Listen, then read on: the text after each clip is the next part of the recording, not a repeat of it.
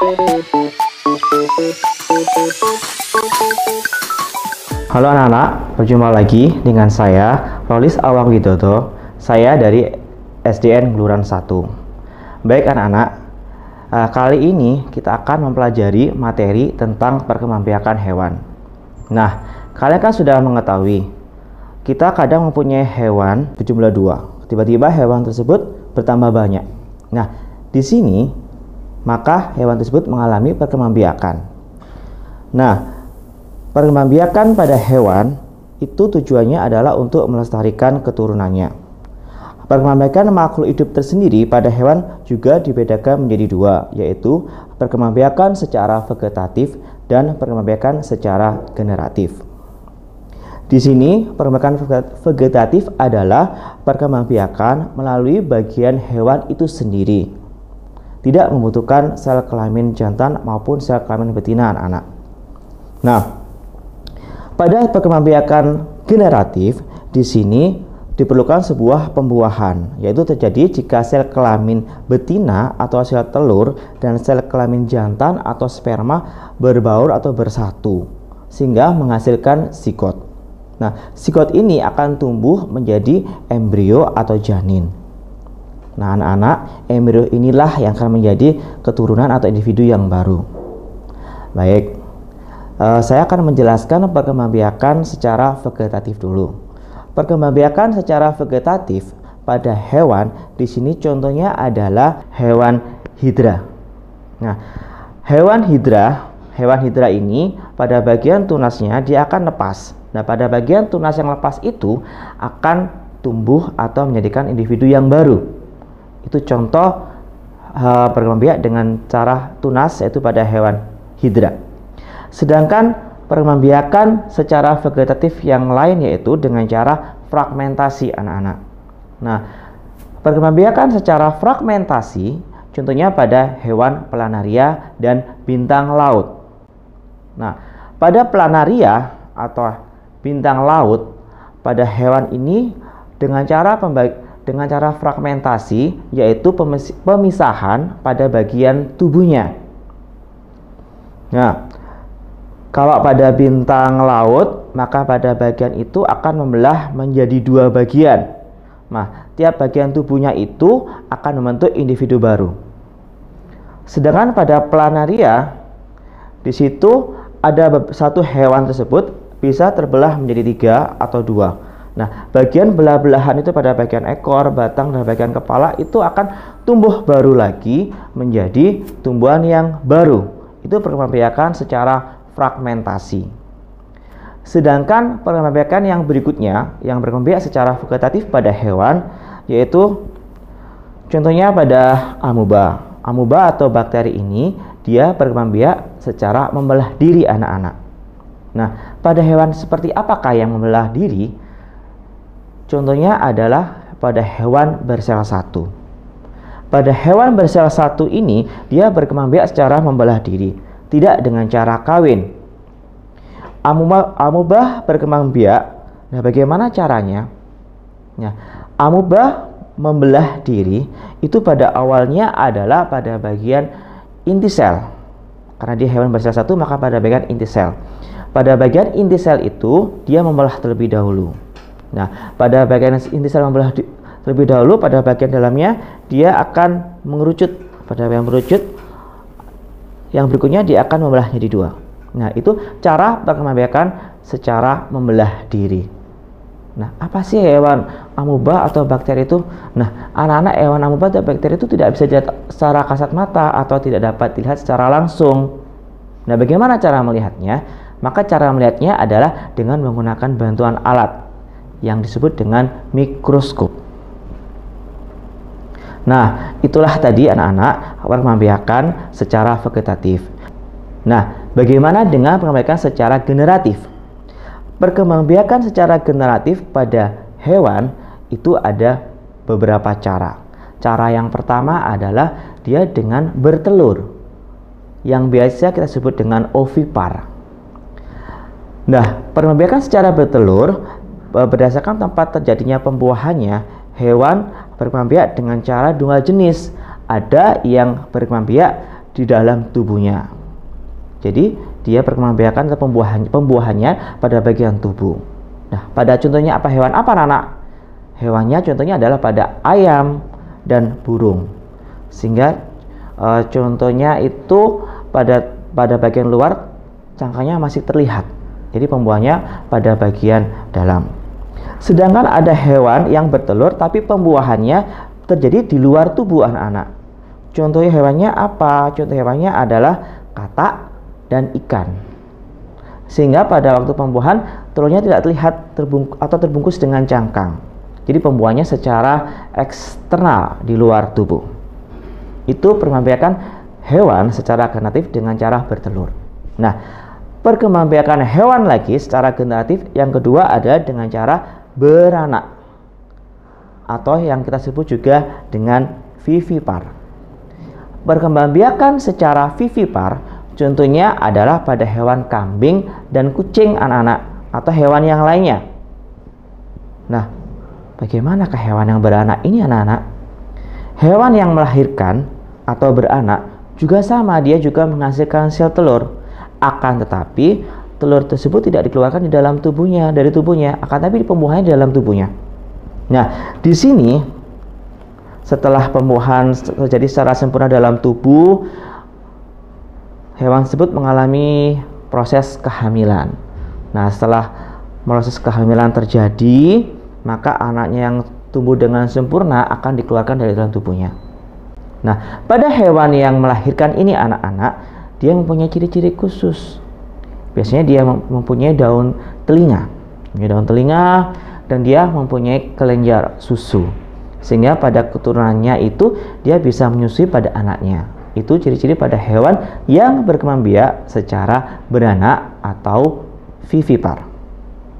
Nah, perkembangbiakan yang ketiga di sini anak-anak adalah berkembangbiak secara ovovivipar. Apa ovovivipar ya? Ovovivipar di sini adalah gabungan perkembangbiakan secara dia bertelur dan juga beranak. Nah, pada hewan apa anak-anak ini? Pada hewan, contohnya pada hewan kadal, ular, dan hiu. Nah, pembuahan pada ovovivipar ini terjadi di dalam tubuh hewan betinanya. Setelah terjadi pembuahan di dalam hewan betina tersebut, proses ini akan terbentuk menjadi zigot, embrio, dan berkembang seterusnya mengalami kehamilan. Setelah embrio tumbuh dengan sempurna di dalam telur anak-anak, induk ini mengeluarkannya sebagai keturunan baru. Sehingga terkadang pada hewan yang berkembang dengan cara ovovivipar, terkadang masih terbungkus dengan cangkangnya. Nah, itulah tadi perkembangbiakan hewan secara generatif. Jadi, anak-anak, perkembangbiakan hewan ada dua, yaitu vegetatif dan generatif. Itulah tadi video tentang perkembangbiakan hewan.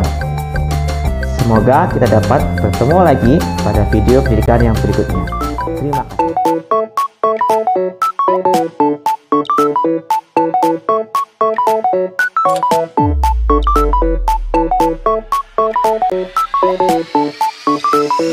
Loh, ya, dua hal yang sangat akrab bagi manusia. Tapi nyatanya masih banyak orang berantem cuma gara-gara si ayam dan telur ini. Pertanyaannya cuma satu, seperti yang ditanyakan oleh Syaifuddin dan Hans, ayam dan telur, mana yang duluan? Pertanyaan ayam dan telur merupakan salah satu tebak-tebakan tertua di dunia. Jawabannya sendiri masih diperdebatkan oleh banyak orang. Ada yang bilang ayam lebih dulu, karena sebuah telur tidak mungkin ada tanpa adanya niatan dari bapak dan ibu ayam. Ada yang bilang telur dulu, karena ayam pasti mengalami masa kecil dulu bermula dari telur. Tapi, apa jawabannya? Kemudian, secara tidak sengaja, peneliti di Sheffield and Warwick University di Inggris berhasil memecahkan pertanyaan ini. Pendeknya, mereka menemukan bahwa telur ternyata memiliki sebuah protein yang cuma bisa berasal dari sebuah rahim ayam. Dan oleh karena itu, dapat disimpulkan bahwa yang mereka katakan adalah harus ada ayam dulu, baru secara teknis telur ayam baru bisa ada.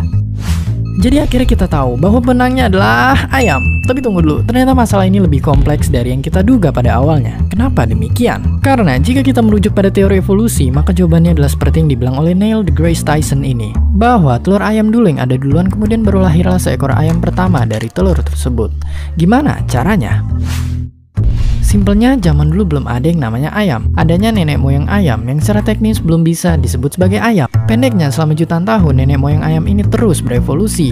Evolusi terjadi karena tiap kali nenek moyang ayam beranak, anaknya nggak bisa sama persis kayak orang tuanya. Selalu ada sedikit perbedaan. Lalu itu terjadi terus selama jutaan tahun hingga akhirnya ada satu telur yang kode genetiknya akhirnya dapat diklasifikasikan sebagai ayam. Nah, telur inilah yang kemudian menjadi cikal bakal dari semua ayam yang pernah hidup di dunia ini. Jadi ya, menurut teori evolusi, telur ayam itu duluan daripada si ayam. Jadi video ini sukses malah membuat Anda tambah bingung. Tapi begitulah ilmu pengetahuan, seperti yang dikatakan Einstein ini. The more I learn, the more I realize how much I don't know. Jadi selamat mencari tahu lagi, dan kalau Anda lapar silahkan goreng saja si ayam dan telur yang sukses bikin Anda pusing ini. Terima kasih.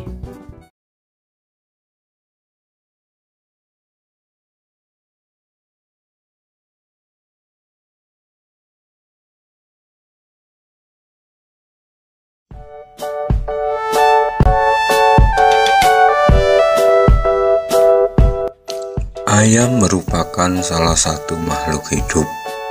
Salah satu ciri makhluk hidup adalah berkembang biak dan tumbuh. Pertumbuhan pada hewan ditandai dengan bertambah besar, berat, dan tinggi. Pertumbuhan hewan berbeda-beda. Ada pertumbuhan hewan yang tidak mengalami perubahan bentuk. Misalnya ayam dan kucing. Ada juga hewan yang mengalami perubahan bentuk. Perubahan bentuk pada hewan disebut metamorfosis.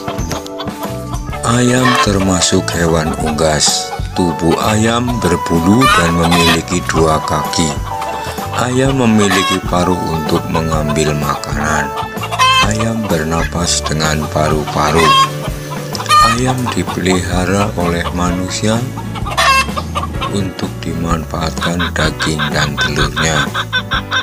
Ayam berkembang biak dengan cara bertelur. Sebelum bertelur, ayam akan membuat sarang. Telur ayam dihasilkan oleh ayam dewasa. Jumlah telur ayam sekitar 12 butir. Telur ayam akan dierami oleh induk ayam. Lama waktu mengerami sekitar 21 hari.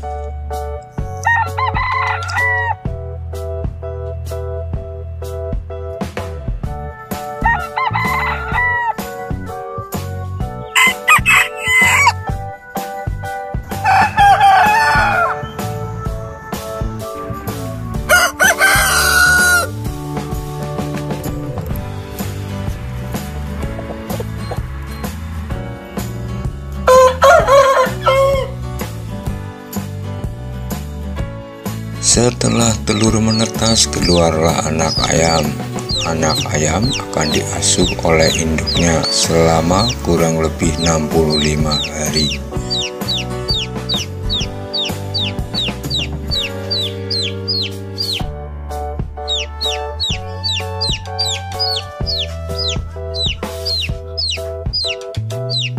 Ayam tidak mengalami perubahan bentuk.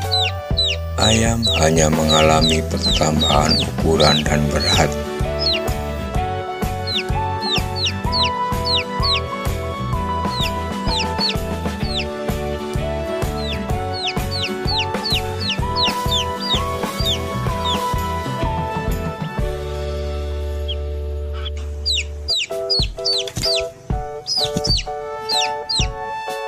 Anak ayam tumbuh menjadi ayam dewasa.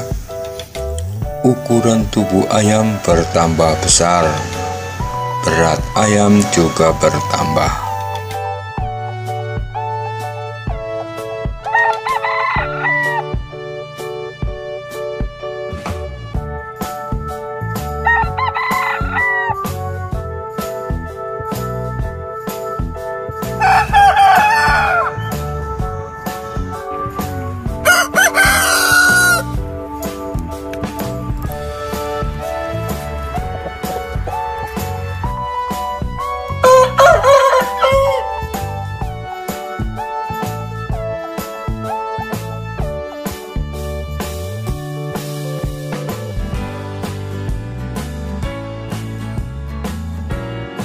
Setelah dewasa, ayam betina menghasilkan telur kembali.